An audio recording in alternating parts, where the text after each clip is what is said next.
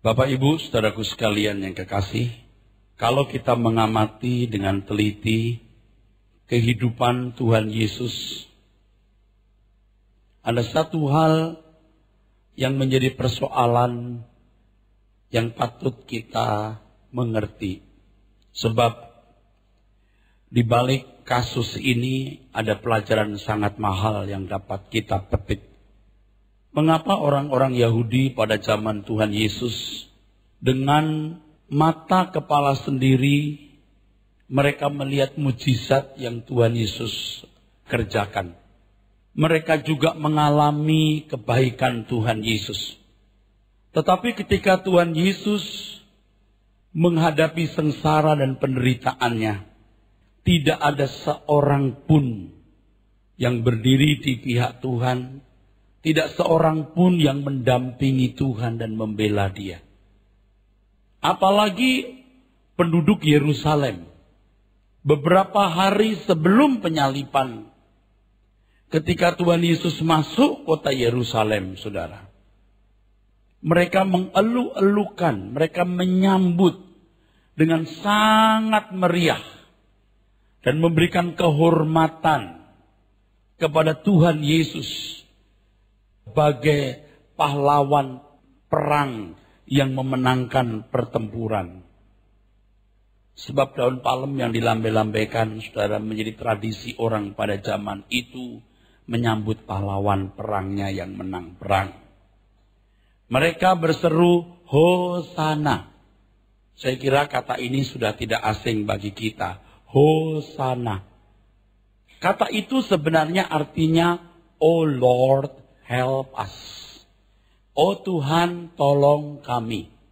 Tuhan Yesus diharapkan untuk bisa menjadi penolong bangsa Yahudi atau orang Israel oleh tekanan pemerintahan Kekaisaran Romawi.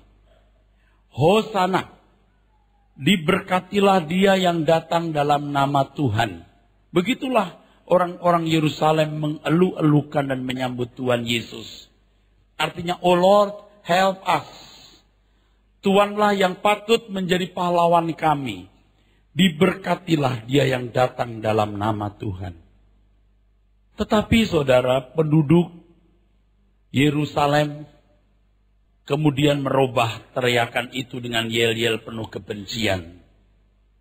Salibkan dia, salibkan dia.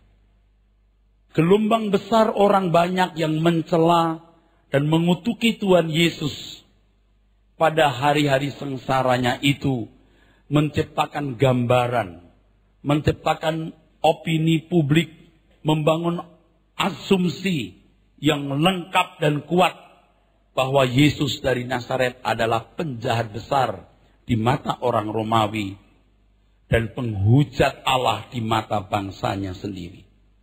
Situasi itu membuat murid-murid Tuhan Yesus juga meninggalkannya. Mereka meninggalkan Tuhan Yesus sendirian ketika disiksa di tempat siksaan Pontius Pilatus. Ketika Tuhan ditampar dan diludahi, dilecehkan di depan imam besar Kayafas. Ketika berjalan di sepanjang jalan Via Dolorosa, terseok-seok, tidak ada seorang pun yang tampil membantu Tuhan Yesus mengangkat salib itu, selain Simon dari Kirene yang dipaksa untuk memikul salib. Mengapa, saudaraku? Itu pertanyaannya. Mengapa tidak seorang pun tampil mendampingi Tuhan Yesus, membela Tuhan Yesus? Mengapa? Jawaban yang paling logis adalah mereka meragukan. Mereka meragukan. Kalau hitung-hitungan dagang, apakah dengan membela Tuhan Yesus atau di sampingnya, itu akan menguntungkan? Apakah nyawanya, nyawa orang-orang ini, kurang berharga dibanding dengan keputusan untuk ada di samping Tuhan Yesus? Dan ternyata orang lebih menilai bahwa nyawanya lebih berharga, saudara. Murid-murid Tuhan Yesus sendiri yang tadinya begitu antusias mau membela Tuhan, saudara, melempem. Ketika mereka melihat kenyataan ketidakberdayaan Tuhan Yesus menghadapi musuh-musuhnya. Mereka mulai meragukan keperkasaan Tuhan Yesus. Dan mereka mulai meninggalkan Tuhan Yesus.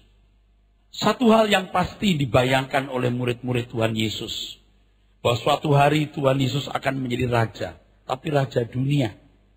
Itulah sebabnya anak-anak Zebedius, murid Tuhan Yesus, Yohanes dan Yakobus, minta supaya suatu hari nanti, kalau Tuhan menjadi penguasa, mereka duduk di sebelah kanan kiri Tuhan. Mereka punya pengharapan itu. Juga satu kali pernah murid-muridnya bertengkar, mempersoalkan siapa yang paling besar di antara mereka. Itu semua orientasi berpikirnya pada kekuasaan yang mereka harapkan akan digelar oleh Tuhan Yesus pada waktunya. Yang oleh karenanya mereka berani mempertaruhkan hidup mereka, meninggalkan keluarga, meninggalkan profesi, dan meninggalkan hidup wajar mereka di tengah masyarakat. Berani mempertaruhkan hidup untuk mengikuti rabi atau guru dari Nazaret ini. Tetapi saudara, 3,5 tahun seperti mimpi buruk. Sebab akhirnya mereka melihat kenyataan Tuhan Yesus yang mereka harapkan akan menjadi penguasa. Yang akan mengubah nasib mereka. Tidak berdaya sama sekali. Jadi Bapak Ibu saudara-saudara sekalian harus mengerti bahwa murid-murid Tuhan Yesus kenapa begitu bergelora mengikut Tuhan Yesus. Karena mereka mau merubah nasib. Nasib dari seorang nelayan, nasib dari rakyat jelata untuk menjadi pejabat-pejabat tinggi di kerajaan Tuhan Yesus. Jadi bukan tanpa alasan kalau murid-murid ini meninggalkan keluarga, meninggalkan pekerjaan, dan hidup wajar mereka di tengah masyarakat. Karena ada hope, karena ada pengharapan itu, saudara. Dan sekarang, saudara, setelah mereka menyaksikan ketidakberdayaan Tuhan Yesus, mereka kecewa. Dan kekecewaan itu ditunjukkan dengan kembali ke profesi lama, jadi nelayan. Mereka juga rasanya tidak sanggup mengingat 3,5 tahun mereka bersusah payah ikut Tuhan Yesus itu. Tidak tahu bagaimana mempertanggungjawabkan kepada keluarga, famili, masyarakat atas apa yang mereka telah lakukan selama 3,5 tahun ikut rabi dari Nazaret yang ternyata di mata bangsanya sendiri penghujat Allah dan di mata pemerintahan Roma sebagai penjahat yang menghasut rakyat untuk memberontak kepada kaisar. Yang semua itu tentu fitnah, saudaraku. Murid-murid itu kecewa sekali, saudara. Itu syok. Anda bisa bayangkan ya. Itu langit hidup mereka itu rubuh, saudara. Jadi kenapa mereka tidak berani ambil resiko tetap di samping Tuhan? Mereka mulai ragu-ragu. Ini benar enggak penguasa yang kita harapkan? Kok mimble begini?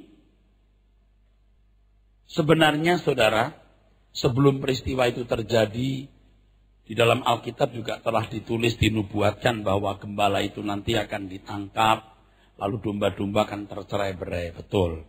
Dan Tuhan Yesus mengantisipasi itu melalui nasihatnya. Nasihatnya dalam kasus, dalam peristiwa, ketika Yohanes Pembaptis mengirim utusan kepada Tuhan Yesus dan mempertanyakan, apakah benar engkau ini Mesias atau kami menunggu yang lain? Nah, ada juga ada yang begini nih. Matius 11 ayat 2 sampai 6. Matius 11 ayat 2 sampai 6, saudaraku. Demikian firman Tuhan. Di dalam penjara Yohanes mendengar tentang pekerjaan Kristus, lalu menyuruh murid-muridnya bertanya kepadanya, "Engkaukah yang akan datang itu, atau haruskah kami menantikan orang lain?" Yesus menjawab mereka, "Pergilah dan katakanlah kepada Yohanes apa yang kamu dengar dan kamu lihat. Orang buta melihat, orang lumpuh berjalan, orang kusta menjadi tahir, orang tuli mendengar, orang mati dibangkitkan, dan kepada orang miskin diberikan kabar baik." Coba kita belajar Yohanes Pembaptis ini orang hebat. Yang Alkitab katakan dia membuka jalan atau mempersiapkan jalan bagi Tuhan. Ya. Orang-orang pada zaman dulu yang jadi imam, itu kan keturunan imam, saudaraku. Tidak boleh sembarang orang. Yang mengajar, itu kan orang-orang yang memang dari suku Lewi dan terdidik sebagai pengajar. Imam itu pekerjaannya di Bait Allah. Yohanes Pembaptis ini anak imam tapi nggak ada di Bait Allah. Dia di gurun. Nggak pakai baju imam tapi baju kulit. Dia menyerukan pertobatan. Dia merubah tradisi. Dan itu sebenarnya sebagai persiapan ketika seorang anak tukang kayu tampil sebagai guru. Supaya orang Israel sudah siap menerima perubahan-perubahan itu. Itu sebenarnya mempersiapkan jalan bagi Tuhan itu. Tapi sekali lagi kan ini hanya ringkasan. Mesti dibedah kenapa disebut mempersiapkan jalan bagi Tuhan. Jadi Yohanes Pembaptis ini yang menghancurkan tradisi. Sampai orang-orang Roma pun juga prajuritnya minta dibaptis. Nah ini juga sebenarnya merubah tradisi. Nah ketika Tuhan Yesus mau memberi diri dibaptis, Yohanes Pembaptis berkata, Tuhanlah yang harus baptis saya. Bukan saya baptis Tuhan. Gitu. Dia tahu ini bukan pribadi sembarangan. Yohanes Pembaptis yang berkata, aku membaptis kamu dengan air. Tetapi orang ini akan membaptis dengan api dan Roh Kudus. Yohanes Pembaptis yang melihat seperti burung merpati hinggap di kepala Tuhan Yesus. Dan ada suara, ini anakku yang kukasihi, kepadanya aku berkenan. Yohanes Pembaptis yang memberikan deklarasi. Inilah anak domba Allah yang mengangkut dosa dunia. Kurang apa, saudara? Tapi bisa saja dia curiga. Ini menyakitkan. Ini menyakitkan buat Tuhan Yesus, mestinya menyakitkan. Kalau pakai bahasa Jakarta begini, lu kagak percaya sama gua. Zakaria, keluarga Yohanes Pembaptis itu masih ada hubungan famili dengan keluarga Maria, bunda dari Tuhan Yesus. Saudara, kita nggak ngerti kok kesambet apa ini Yohanes Pembaptis. Dia mengutus orang untuk tanya, engkaukah Mesias atau kami menunggu yang lain? Jangan anggap sepele hal ini. Ini satu hal yang patut dipersoalkan dengan serius. Kenapa begitu? Dan kita kan kalau membaca begitu kan harus pakai logika sejujur mungkin, setajam mungkin, saudaraku. Tuhan Yesus menjawab apa di situ? Kamu beritahu apa yang kamu lihat, kamu dengar. Pasti Yohanes Pembaptis mendengar sepak terjang pelayanan Tuhan Yesus karena ada pengantaranya, ada mediasinya, yaitu murid-muridnya. Kasih tahu orang buta melihat, orang timpang jalan. Kusta disembuhkan, orang tuli mendengar, orang mati bangkit, kepada orang miskin diberitakan kabar baik. That's it, cukup itu. Cukup. Itu cukup memberi tanda bahwa akulah Mesias. Saudara, pakai logika ya. Orang mesti pakai logika yang secerdas-cerdasnya. Perjanjian baru itu seperti cerita-cerita sederhana gitu loh. Seakan-akan tidak bermakna, tapi kalau kita perhatikan luar biasa. Nah di balik itu kan Yohanes Pembaptis menantikan tanda yang lebih heboh, tanda yang lebih kuat dari apa yang Tuhan Yesus kerjakan. Ada hope, ada harapan dari Yohanes Pembaptis. Tuhan Yesus mendemonstrasikan sesuatu yang luar biasa sebagai Mesias di tengah-tengah umat pilihannya. Dan itu tidak dilihat oleh Yohanes Pembaptis. Kalau boleh jujur, ada keselnya. Gua tunggu-tunggu ini. Kok nggak muncul-muncul itu?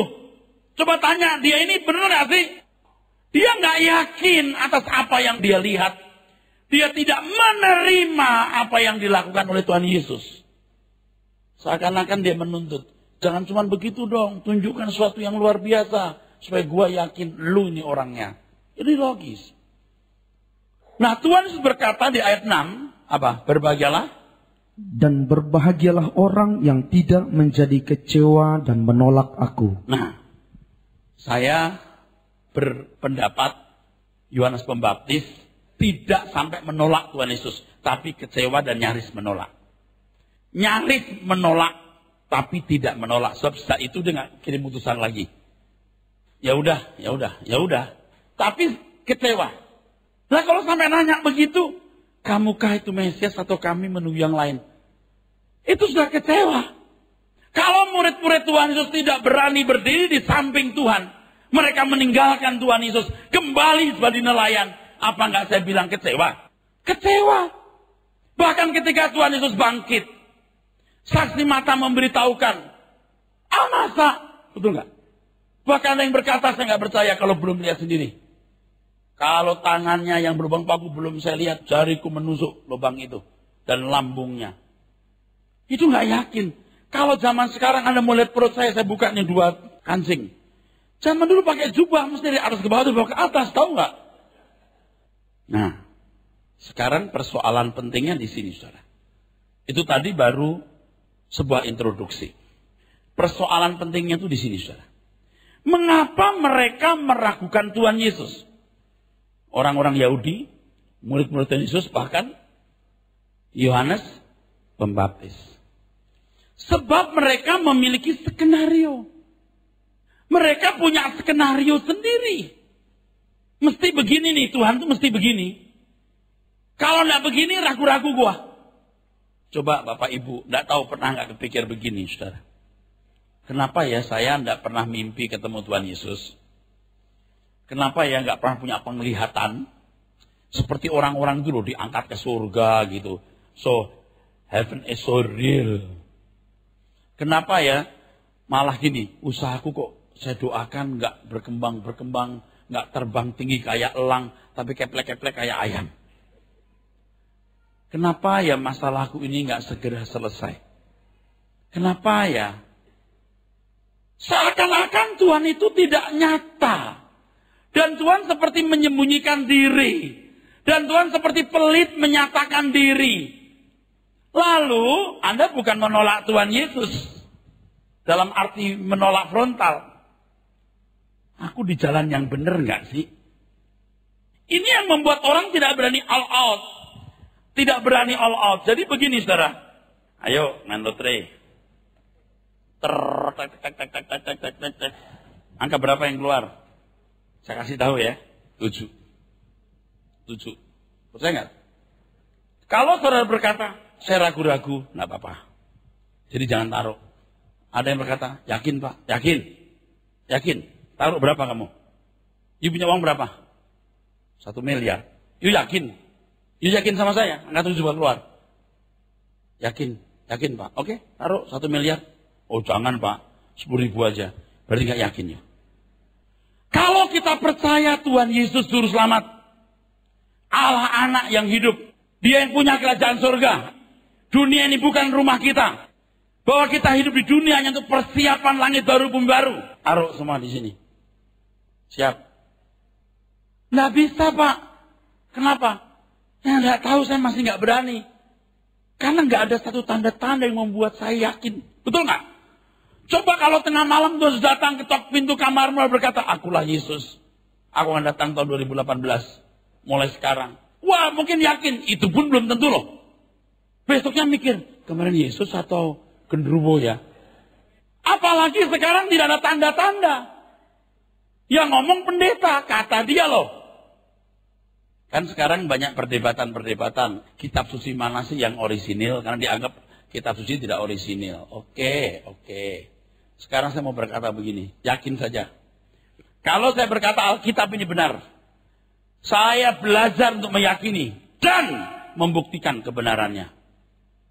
Sampai aku membuktikan, memang Alkitab sangat cerdas. Bukan karena saya pendeta loh. Dan ini tidak bisa saya bagikan dalam waktu 10 menit. 1 jam tidak bisa. Anda kalau ikut terus ya, pendalaman Alkitab. Kita takjub, Alkitab itu luar biasa. Pemilihan katanya luar biasa. Pokoknya luar biasa aja. Misalnya di Kejadian 1, 26, 27. 26 berkata, baiklah kita menjadikan manusia menurut gambar dan rupa kita. Selem demos. Tapi ayat 27 mengatakan, maka Allah menciptakan manusia menurut gambarnya. Salemnya, demutnya nggak ada. Apa? Kenapa itu? Coba kenapa? Itu ada jawabannya. Itu untuk menjawab manusia diciptakan segede anak umur 17 tahun atau dari bayi. Jawabannya di situ. Itu menjawab itu. Baiklah kita menjadikan manusia menurut gambar dan rupa kita. Itu kita. Siapa kita di situ? Lalu apa bedanya dengan kita? Kejadian pasal 3. Ketika manusia jatuh dalam dosa, lalu Allah berkata, manusia sekarang sudah menjadi seperti salah satu dari antara kita. Tahu apa yang baik dan jahat. Kita di situ berapa orang? Itu dahsyat. Penggunaan kata yada, nakar dalam bahasa Ibrani. Wah, itu hebat. Kenapa di sini yada? Karena di situ nakar. Wah, hebat. Itu menunjukkan begitu cerdasnya Alkitab. Oke, tapi saya nggak mau menyimpang dari sini. Saya kembali ke sini. Kenapa mereka ragu-ragu? Karena mereka punya skenario sendiri. Dan saya mau beritahu kepada saudara sekalian, keadaan saudara hari ini itu keadaan yang terbaik. Sekarang saudara tinggal bagaimana mengambil keputusan. Bagaimana Anda punya komitmen, percaya, mencari Tuhan. Jangan nunggu tanda-tanda spektakuler atau tanda-tanda mistik. Jangan nunggu. Nanti Anda tidak akan melihat kemuliaan Tuhan. Nanti akan berkhianat. Itu lebih konyol lagi, saudaraku. Jangan punya skenario sendiri. Lalu mungkin Anda berkata begini, mungkin. Ya Pak, murid-murid Tuhan Yesus saja ragu-ragu, apalagi kita. Waktu itu kan frame-nya belum lengkap, bro. Tuhan belum bangkit. Kalau kita kan frame-nya udah lengkap ini. Udah lengkap frame-nya. Udah jelas tahu. Jadi kita jangan konyol seperti murid-murid Tuhan Yesus. Tuhan berkata kepada Petrus, Petrus, ketika engkau muda, engkau ikat pinggangmu, engkau pergi kemana kamu suka. Itu Petrus muda. Tapi ketika kamu tua, kamu mengulurkan tanganmu, engkau diikat dan engkau dibawa ke tempat yang kamu tidak suka. Tapi dengan cara demikian kau memuliakan Allah. Kita nggak boleh seperti Petrus muda dong yang menyangkal. Harus Petrus tua. Karena frame-nya sudah jelas. Amin. Bingkainya sudah jelas. Bapak Ibu saudaraku sekalian. Kalau jujur, banyak orang Kristen seperti murid-murid Tuhan Yesus sebelum kebangkitan. Mereka meragukan Tuhan Yesus Kristus. Apakah dengan mengikut Tuhan sungguh-sungguh all out akan menuai sesuatu yang baik? Kenapa Anda nggak bisa all out buat Tuhan? Karena Anda meragukan Tuhan. Nggak yakin bahwa kalau aku memilih all out ini akan menguntungkan. Coba sekarang kita baca dulu Lukas 22, 28 sampai 29, saudaraku. Saudara jangan anggap sepele pernyataan saya tadi ya saudara. Tadi kan saya ngomong begini kan. Kok Tuhan seperti nggak nyata ya? Itu belum doa-doa yang tidak dijawab. Kondisi-kondisi yang terjadi yang kita nggak suka. Kenapa orang tuaku diambil usia muda? Kenapa anakku mengalami begini? Kenapa istriku begini? Kenapa suamiku begini? Banyak hal yang menjadi pertanyaan kita ini loh. Tapi hal itu jangan membuat saudara-saudara sekalian kurang yakin, kurang percaya. Tuhan Yesus yang adalah Tuhan dan Juru Selamat yang harus kita ikuti jejaknya. Jangan punya skenario sendiri. Di sini saya sangat bertanggung jawab. Bertanggung jawab untuk membuka wawasan saudara.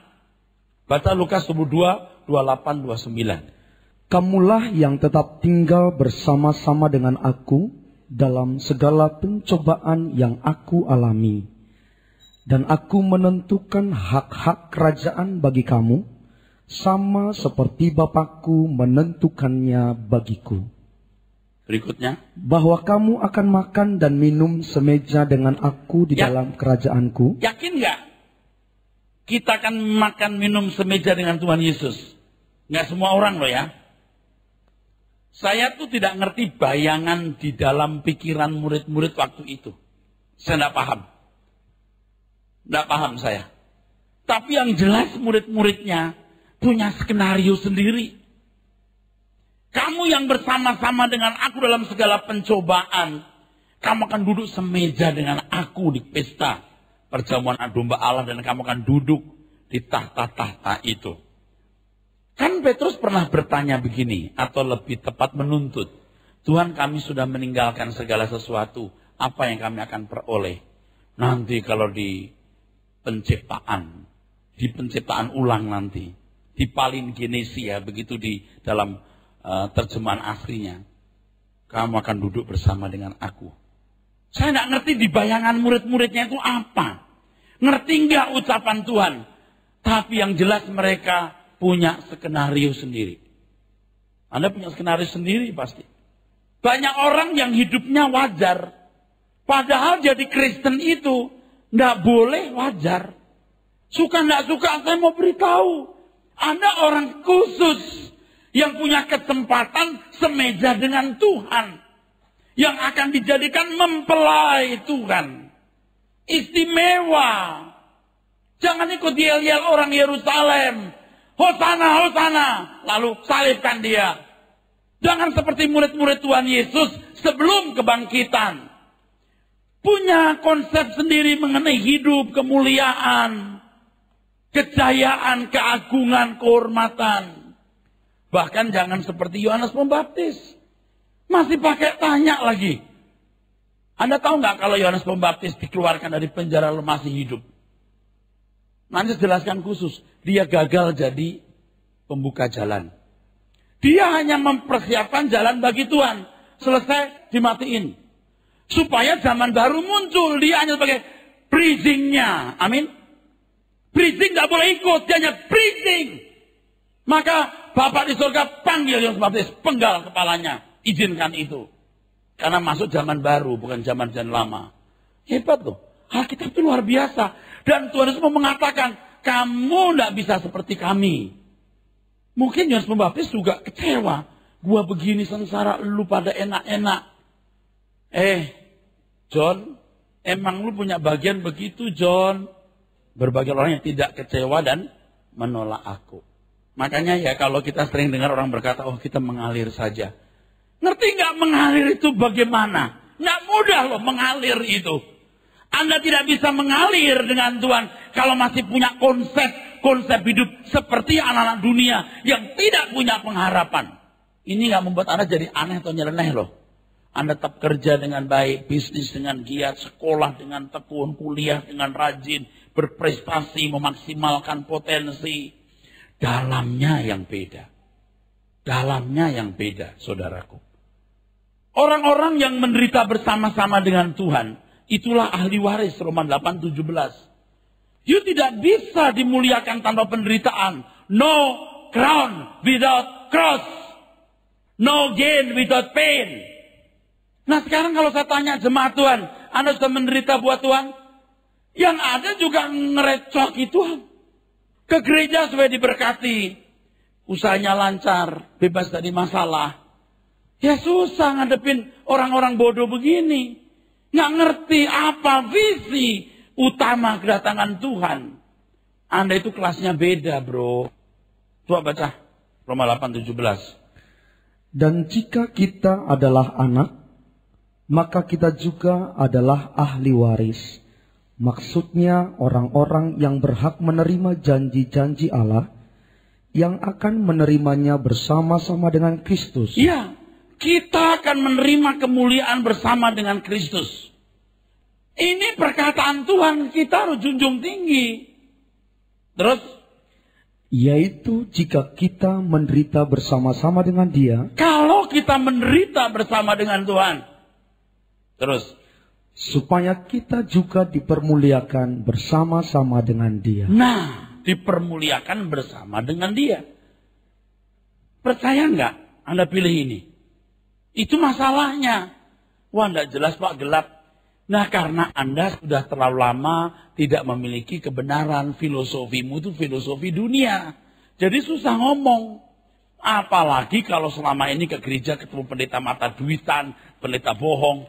Ya Anda tambah punya pembenaran diri buat apa sungguh-sungguh. Nah itu jadi konyol. Jangan punya skenario sendiri. Coba kalau Tuhan datang malam hari. Saya diangkat ke langit ketiga. Ketemu Rasul Paulus. Saya turun lagi sesungguh-sungguh. Nah bisa. You harus berani percaya. Banyak orang Kristen yang sebenarnya menolak. Merasa percaya Tuhan Yesus, merasa tidak menolak.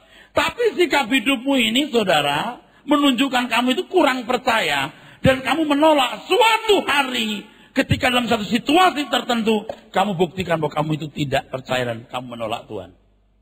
Buktinya murid-murid Tuhan Yesus. Untung diberi kesempatan. Yudas. Bapak Ibu, Yudas. 30 keping perak itu uang kecil loh. Sebenarnya Yudas punya motif itu bukan mau dapat duit saja. Dia mau supaya Tuhan Yesus menunjukkan keperkasaan secepatnya. Sengaja diamprokin, dibenturkan dengan musuh-musuhnya. Supaya biar menunjukkan kuasanya. Supaya cepat menjadi pejabat-pejabat. Dan Yudas itu menteri keuangan loh. Dia calon menteri keuangan. Dia bendahara loh.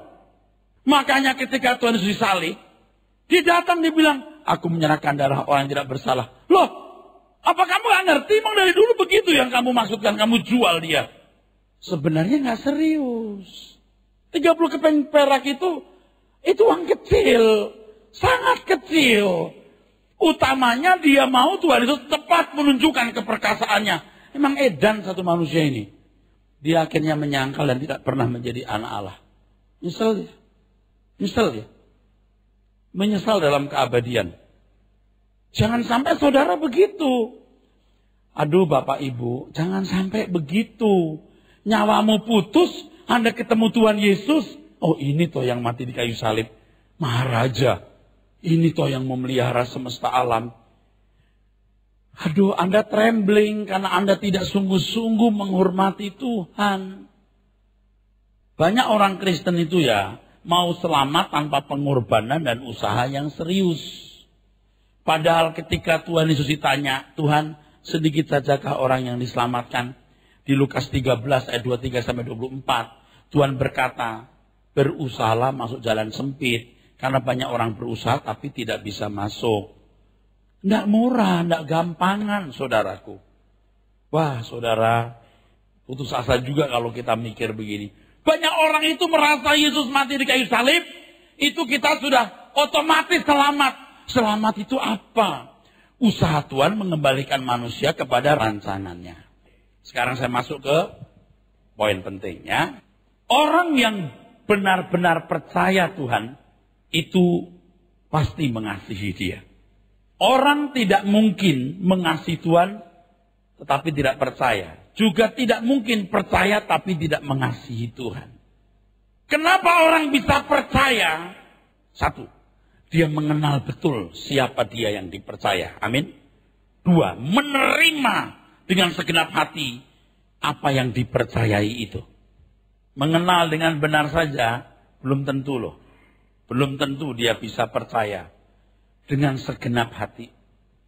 Kalau kita ketemu orang, ini sering ilustrasi saya buat. Selamat malam Pak, nama saya Rudolf, saya orang baik. Pak percaya nggak? Loh baru ketemu di pinggir jalan begitu. Nama saya Rudolf, saya orang baik, Pak percaya nggak? Kira-kira kalau Anda ketemu orang begitu Anda jawab apa? Ya kagak, saya baru kenal di Rudolf atau siapa, baru tahu. Kenalkan saya Rudolf, saya orang baik, Pak percaya nggak? Ya enggak. Bergaul dulu sebulan, 2 bulan, setahun, 2 tahun baru saya bisa percaya. Harus ada pembuktian. Oke. Setelah percaya, lalu mau apa? Oke, saya percaya Pak Rudolf. Lalu saya harus buat apa? Kepada Tuhan pun begitu. Anda tidak mungkin bisa percaya tanpa mengenal dia. Nah, berhubung Tuhan tidak kelihatan itu masalahnya. Yang pertama Anda harus yakin dia baik. Mengenal Tuhan. Dari apa yang Alkitab katakan, tapi mengenal dengan benar ya saudara, harus diajarkan oleh pengajar yang benar.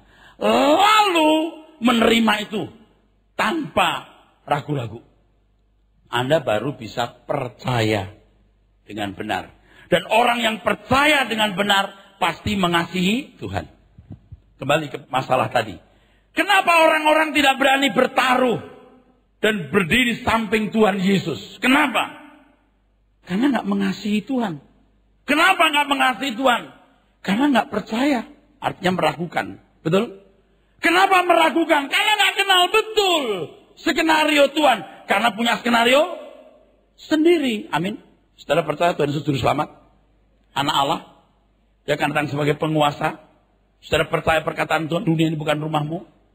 Engkau dipersiapkan di dunianya untuk langit baru bumi baru? Berapa yakin Anda? Seberapa kuat komitmenmu? Kan itu masalahnya. Nah, kalau orang sungguh-sungguh mengasihi Tuhan, perhatikan, dia akan menyukakan Tuhan. Menyukakan hati Bapa. Kalau kita mencintai seseorang, kita tidak ingin melukai dia. Bahkan kita rela berbuat melampaui kekuatan kita untuk kebahagiaan dia. Pasti dong, kalau kita punya orang tua, saudaraku, kita kalau menghormati dia, kita mencintai dia, kita tidak akan rela melukai dia.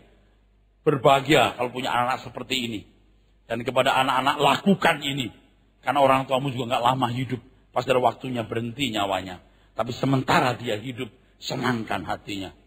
Selama tidak melanggar firman. Lalu bagaimana kita bisa menyukai hati Tuhan? Itu masalahnya. Saya juga gak ngerti kalau sampai orang ngomong begini nih. Saya tuh diberkati dan bertumbuh di gereja itu karena pujiannya. Nggak ada pujian bisa menumbuhkan. Itu emosi saja, psikologi aja bro.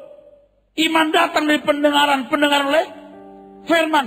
Saya bukan memblame praise and worship. Kita punya praise and worship. Tuhan jangan Anda perlakukan seperti anak kecil. Oh engkau hebat, aduh hebat banget ya. Hebat bener. Aduh saudaraku. Kadang-kadang gara-gara diterima pekerjaan, oh Tuhan luar biasa. Sudah nganggur 5 tahun, dapat kerjaan luar biasa. Saya bukan mengecilkan pertolongan Tuhan. Tapi jangan lebay gitu. Ada orang 7 tahun gak kerja sudah dapat pekerjaan. Jangan begini loh, ini profesor matematik. Kita tanya, Pak 5 kali 5 berapa Pak? Dia jawab, 25. Hebat banget tuh, bisa loh.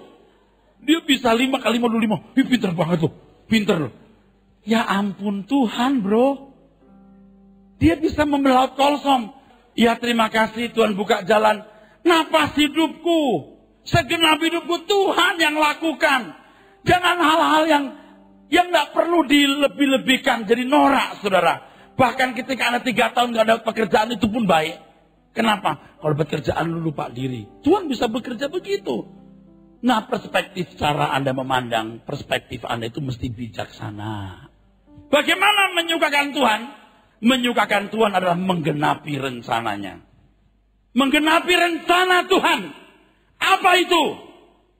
Selama ini kalau kita bilang menggenapi rencana Tuhan, apa artinya? Allah punya rencana. Apa? Menegakkan kerajaannya. Menghadirkan kerajaannya. Membangun kerajaannya.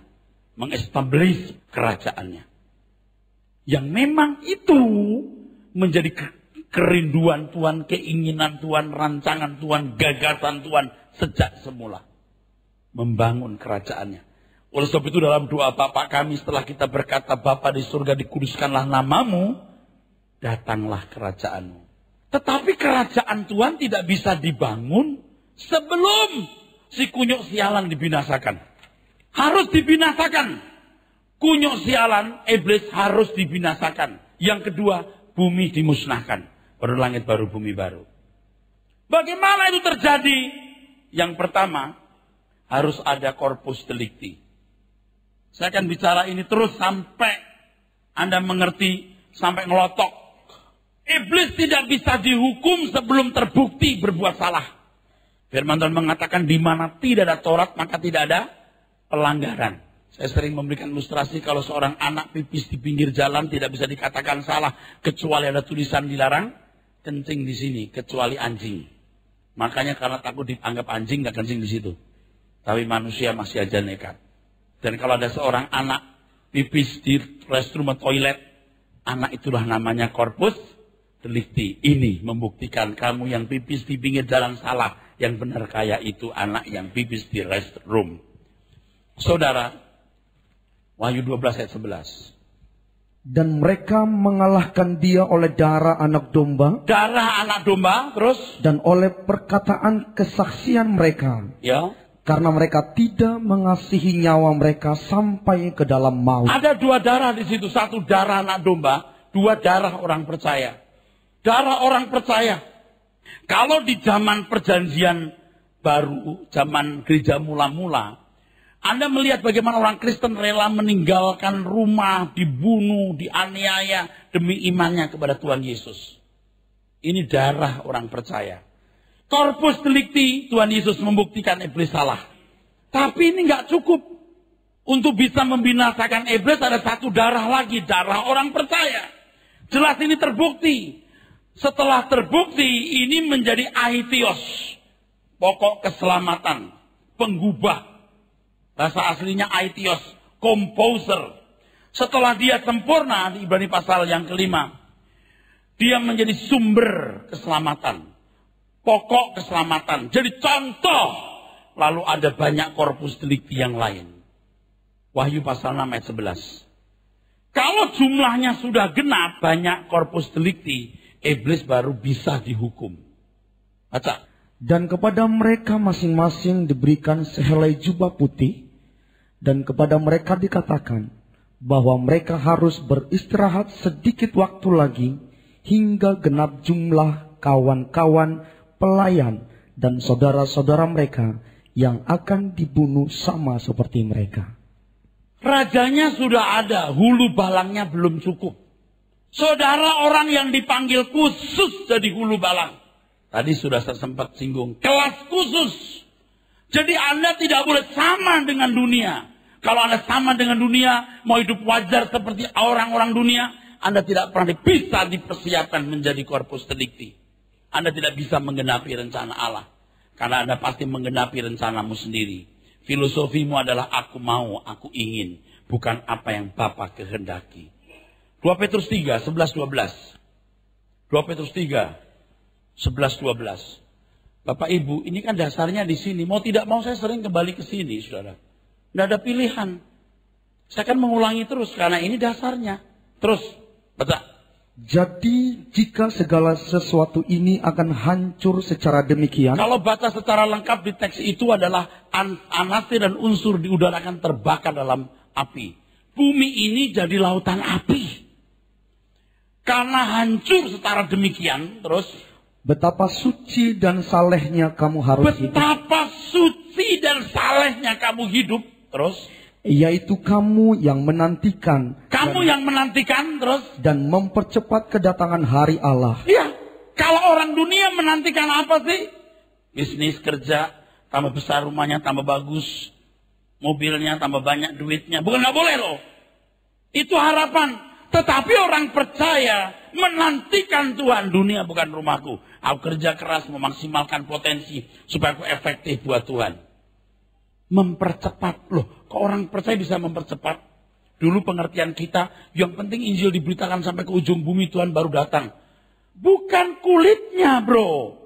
Tetapi orang-orangnya itu pantas menjadi hulu balang Tuhan. Pantas memerintah bersama dengan Tuhan Yesus. Nah, kalau pada zaman gereja mula-mula, Bapak Ibu, orang itu menghadapi situasi yang kondusif. Jadi Kristen yang sungguh-sungguh atau tidak sama sekali. Yang mau mati, tersiksa, dianiaya. Itu kondusif menciptakan orang Kristen yang militan. Tapi dunia kita hari ini menciptakan kondisi orang bisa pelin-pelan. Casingnya anak Tuhan, dalamnya anak genderuwo. Casingnya domba, dalamnya serigala. Lalu gimana, Pak? Ya orang harus punya kejujuran. Aku terikat nggak dengan dunia? Makanya Bapak Ibu, fokus kita sekarang ini harus mulai benar. Bagaimana aku dilayakkan menjadi korpus delikti yang memiliki kesempurnaan karakter dan kepribadian seperti Tuhan Yesus. Setelah saya mengerti firman ini, fokus pelayanan saya bergeser, berubah. Fokus hidup saya bukan pelayanan gereja lagi. Dulu fokus saya itu pelayanan gereja. Fokus saya penuh pekerjaan gereja, pekerjaan pelayanan. Sekarang bergeser. Fokus hidup saya adalah diri saya sendiri dulu. Itu yang ku kerjakan. Tuhan, gimana aku bisa berkenan? Rasanya aku tidak nyampe-nyampe, Tuhan. Nanti kamu bisa. Nanti kamu bisa. Yang kedua, nanti kamu akan tahu. Saya jalan terus. Fokus pelayanan saya sekarang bergerak, Pak. Maksud saya fokus hidup saya. Kalau dulu pelayanan gereja, enggak. Diri sendiri dulu. Saya nggak mau. Saya jadi pendeta hebat, terkenal, punya jemaat banyak. Tapi saya sendiri nggak dinikmati Tuhan. Saya konyol, saudara. Saya beresi diri saya sendiri dulu. Setelah itu saya akan punya tempat yang tepat di mata Allah untuk melayani mengabdi kepada Tuhan. Kita harus kembali kepada fokus Tuhan. Rencana Tuhan menghadirkan kerajaannya. Untuk menghadirkan kerajaannya harus ada orang-orang yang jadi korpus delicti sempurna seperti Yesus Kristus. Anda tidak boleh hidup wajar seperti orang dunia. Anda orang istimewa.